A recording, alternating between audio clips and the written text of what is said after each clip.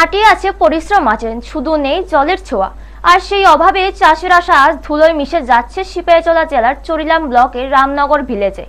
গ্রামের শত শত কানি ধানি জমি বর্তমানে পরিত্যক্ত অবস্থায় রয়েছে। প্রধান কারণ একটাই, জলের অভাব। এলাকাবাসীর অভিযোগ, সেচের কোনো স্থায়ী ব্যবস্থা না থাকায় বছরের পর বছর এই জমিগুলো চাষের বাইরে থেকে যাচ্ছে। ফলে কৃষকদের বড় ধরনের আর্থিক ক্ষতির মুখে পড়তে হচ্ছে। স্থানীয়দের মতে, যদি সরকারিভাবে সেচের উপযুক্ত ব্যবস্থা করা যেত তাহলে এই জমিগুলোতে সহজেই বছরে 2 থেকে 3 ফসল চাষ সম্ভব হতো। এতে যেমন কৃষকদের আয় বাড়ত, তেমনি এলাকার সামগ্রিক অর্থনৈতিক অবস্থারও উন্নতি ঘটত।